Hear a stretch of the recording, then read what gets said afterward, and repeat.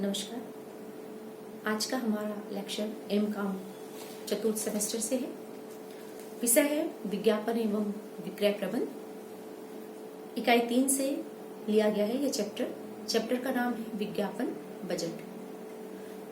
वास्तव में विज्ञापन बजट जो है विक्रय बजट का ही एक हिस्सा है और यह भावी विज्ञापन योजना को क्रियान्वित करने के उद्देश्य से बनाया जाता है। विज्ञापन बजट तैयार करने हेतु बड़ी सूचनाओं की आवश्यकता पड़ती है, जैसे विक्रय का लक्ष्य, उत्पाद संबंधी सूचनाएं, ग्राहक संबंधी सूचनाएं, विपणन से संबंधित सूचनाएं और किसी भी संस्था के सृजनात्मक कार्य की स्थिति आदि। बहुत सारी सूचनाओं के एकत्रीकरण के पश्चात ही हम विज्ञापन बजट बना पाने में सफल होते हैं। विज्ञापन बजट तैयार करते समय मुख्यतः 2 तत्वों को अनिवार्य रूप से ध्यान में रखा जाता है, जिसमें पहला तत्व है कंपनी की वित्तीय स्थिति। वित्तीय स्थिति के आधार पर ही विज्ञापन बजट का निर्धारण किया जाता है। यदि विज्ञापन बजट हमने ऐसा निर्धारित कर दिया कि किसी भी संस्था की वित्तीय स्थिति उतनी सुदृढ़ नहीं है और हमने विज्ञापन बजट में बड़ी राशि व्यय कर दी, तो यह स्थिति उस संस्था के लिए उचित प्रतीत नहीं होगी। वैसे ही जो दूसरा तत्व है वह है विशेष ध्यान रखने योग्य विभिन्न क्रियाओं का अलग अलग बंटवारा। अब इन विभिन्न क्रियाओं में क्या क्या शामिल कर सकते हैं हम, जैसे अनुसंधान पर किया जाने वाला व्यय, मध्यस्थों की लागत, बाजार की स्थिति, इन सब बातों को ध्यान में रखते हुए विज्ञापन बजट तैयार किया जाता है। अब यह जानना आवश्यक है कि वास्तव में विज्ञापन बजट को तैयार करने की कार्यविधि, या हम दूसरे शब्दों में कह सकते हैं कि विज्ञापन बजट तैयार करने की जो प्रक्रिया है वह कौन सी प्रक्रियाओं से होकर गुजरती है। तो मुख्य रूप से जब हम विज्ञापन बजट तैयार करते हैं तो उसके तैयार होने में 4 चरण की आवश्यकता होती है। पहला जो चरण है वह है सूचना एकत्र करना व बजट तैयार करना। तो सूचना एकत्र करना और बजट तैयार करना, यह विज्ञापन बजट को तैयार करने की प्रथम क्रियाविधि है।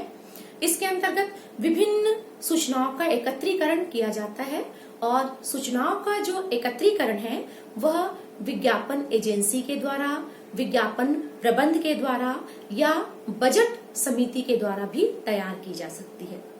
सूचनाओं के अंतर्गत जो है विभिन्न प्रकार की सूचनाएं, जैसे बाजार की स्थिति, ग्राहकों की स्थिति, भौगोलिक क्षेत्र हैं, ग्राहक संबंधी समस्त जानकारी, उसी प्रकार वस्तुओं से संबंधित समस्त जानकारी, जैसे वस्तु की पैकिंग, वस्तु का ब्रांड, विज्ञापन माध्यम, नए बाजार, ये सब बातों की जानकारी एकत्रित करने के पश्चात ही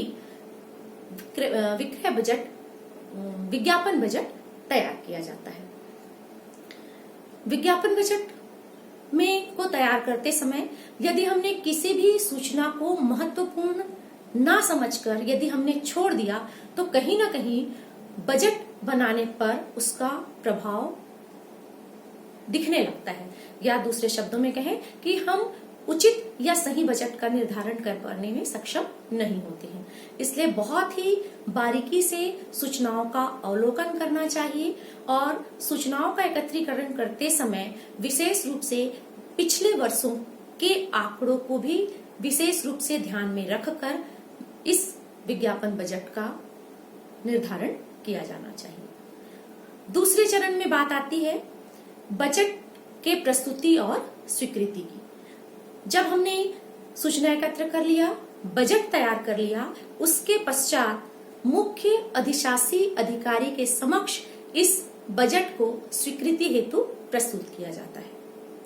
जब मुख्य अधिशासी अधिकारी यह देखता है कि जो बजट बनाया गया है वह इस संस्था के फंड की उपलब्धता के अनुरूप है या नहीं है, साथ ही साथ वो देखता है कि इस फंड की उपलब्धता के अनुरूप बजट ऐसा बनाया गया है जो संस्था को उचित और अधिक से अधिक लाभदायकता प्रदान करने में सक्षम है, तो ऐसी स्थिति में उच्च या मुख्य अधिशासी अधिकारी उस बजट की स्वीकृति प्रदान करता है।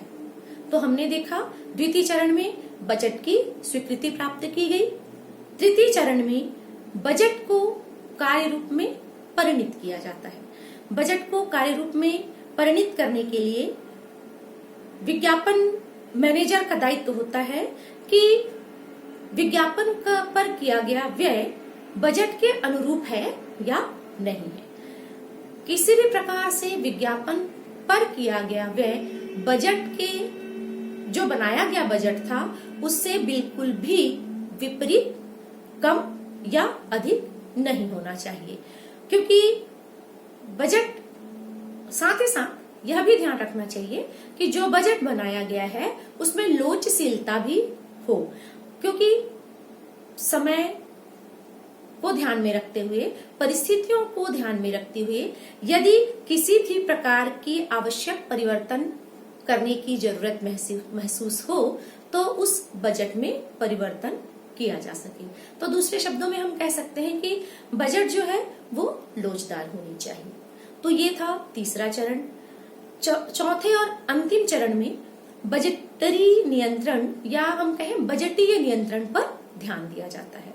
यह अंतिम चरण है और महत्वपूर्ण चरण है विज्ञापन बजट की क्रियाविधि का।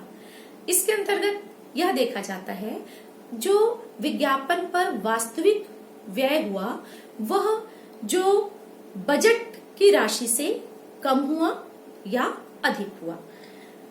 यदि बजट की राशि से कम या अधिक होता है वास्तविक विज्ञापन व्यय, तो उस कमी या वृद्धि के कारणों को जानने का प्रयास किया जाता है। देखा जाता है कि यदि कमी या वृद्धि हुई है वास्तविक विज्ञापन व्यय में तो वो किन कारणों से हुई है। यदि उन कारणों को दूर करने योग्य है तो आगामी आने वाला बजट जो भी बनाया जाता है उसको ध्यान में रखकर बनाया जाता है। और यदि यह जो कारण है वह दूर करने योग्य नहीं है तो ऐसी स्थिति में उन कारणों के लिए अगले बजट में उचित प्रावधान कर दिया जाता है। तो आपने देखा कि जो विज्ञापन बजट की कार्यविधि है 4 प्रक्रियाओं से होकर गुजरी। पुनः एक बार हम बोल सकते हैं कि पहले बजट के लिए विभिन्न सूचनाओं का एकत्रीकरण किया, तत्पश्चात बजट की स्वीकृति हेतु प्रस्तुत किया गया। तीसरे चरण में बजट को कार्य रूप में परिणित किया गया और चौथे चरण में बजटीय नियंत्रण की प्रणाली अपनाई गई। अब बात करते हैं हम विज्ञापन विनियोजन की। तो वास्तव में विज्ञापन विनियोजन है क्या? विज्ञापन विनियोजन यह से आशय यह निश्चित करना है कि वास्तव में विज्ञापन पर कितनी राशि व्यय की जाए। यह निर्णय लेने हेतु एक संस्था जो है अपने संवर्धन अंतरलय में विज्ञापन के योगदान निश्चित करती है। फिर से एक बार समझ लीजिए कि यह निर्णय लेने हेतु एक संस्था जो है अपने संवर्धन अंतरलय में विज्ञापन के योगदान को निश्चित करती है। अब यह देखना कि संवर्धन अंतरलय में व्यक्तिगत विक्रय, विज्ञापन एवं विक्रय संवर्धन को सम्मिलित किया जाता है। अब बात आती है कि विज्ञापन विनियोजन की क्रियाविधि क्या है। हमने ये तो समझ लिया कि विज्ञापन विनियोजन जो है वास्तव में विज्ञापन पर कितना खर्च किया जाए इस बात की जानकारी प्रदान करना है या प्राप्त करना है। तो अब इसकी कार्यविधि भी समझ ली जाए। तो विज्ञापन विनियोजन जो है उसकी कार्यविधि मुख्यतः 4 भागों में विभाजित है। सबसे प्रथम भाग है विज्ञापन के उद्देश्य का निर्धारण करना, विज्ञापन की नीतियों का निर्धारण करना, विज्ञापन की रीति नीतियों का निर्धारण करना और अंत में विज्ञापन विनियोजन का निर्धारण करना। तो हमने देखा कि विज्ञापन विनियोजन जो है मुख्यतः 4 कार्यविधि के माध्यम से संपादित की जाती है। जहां विज्ञापन की बात आती है तो विज्ञापन एक विनियोग है। कुछ जो मत विज्ञापन के संबंध में लोग अपना मत देते हैं तो इस संबंध में 2 मत रखने वाले हैं। एक मत मानने वालों का कहना है कि विज्ञापन एक आयगत व्यय है। दूसरे मत के मानने वालों का कहना है कि विज्ञापन एक विनियोजन है या विज्ञापन एक विनियोग है।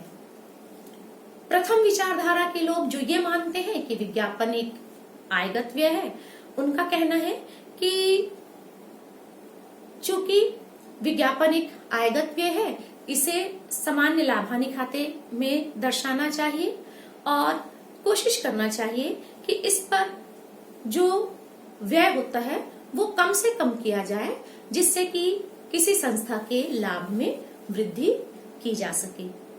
इस विचारधारा के मानने वालों का कहना है या इस विचारधारा को जो मानते हैं उस मानने वालों के पीछे केवल 2 उद्देश्य है। उनका कहना है प्रथम कि उत्पाद की बिक्री तुरंत बढ़ाना और दूसरा कि विज्ञापनदाता की साख में तत्काल वृद्धि करना। अधिकांश लेखाकार जो हैं वो विज्ञापन लागत को एक व्यापारिक व्यय मानकर लाभ हानि लेखे के विकलन पक्ष में प्रदर्शित करते हैं और आयकर अधिनियम भी इसे आयगत मानता है और उस पर कटौती स्वीकार करता है। तो वास्तव में देखा जाए तो विज्ञापन प्रत्येक वस्तु की बिक्री के लिए वर्तमान परिप्रेक्ष्य में आवश्यक है और यदि हम इस धारणा को मानते हैं तो कहीं ना कहीं हम एक संकुचित विचारधारा को मानते हैं, क्योंकि आज जो बाजार है वह केवल एक निश्चित भौगोलिक क्षेत्र में ना होकर संपूर्ण राष्ट्र में बाजार संचालित है।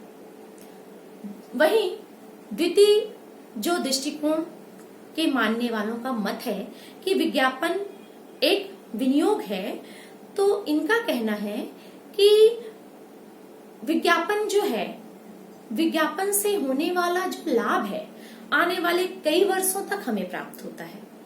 ऐसी स्थिति में यह कह देना कि यह केवल आयगत व्यय है गलत होगा, क्योंकि जिस व्यय का लाभ हम आने वाले कई वर्षों तक प्राप्त करते हैं उसे हमें विनियोग माना जाना चाहिए। वो अपने मत के पक्ष में बहुत से तर्क देते हैं, जिनमें से कुछ तर्क हैं उनका कहना है कि विज्ञापन न केवल वर्तमान वरन भावी विक्रय में भी वृद्धि करता है। वहीं दूसरी ओर यह न केवल वस्तु और ब्रांड की छवि को ही बढ़ाता है बल्कि विज्ञापनदाता की छवि को भी सुधारता है। साथ ही साथ उनका मत यह भी है कि विज्ञापनदाता के साख में भी वृद्धि करता है, भावी वस्तुओं के लिए एक स्वीकृति प्रदान करता है और अंत में उनका मानना है कि संस्था की लाभदायकता को बढ़ाने में यह महत्वपूर्ण भूमिका अदा करता है। हमने देखा कि इस विचारधारा के जो मानने वाले हैं उनके अनुसार विज्ञापन पर किया गया व्यय अपव्यय नहीं हो सकता, वरन विनियोग है, क्योंकि उसका लाभ आने वाले कई वर्षों तक हमें प्राप्त होता है। यह विचारधारा एक व्यापक दृष्टिकोण रखती है तथा आज के प्रतिस्पर्धात्मक युग में एक संस्था को बाजार में लंबे समय तक अपने उत्पाद को बनाए रखने के लिए अत्यंत ही आवश्यक है और न केवल आवश्यक वरन अनिवार्य है।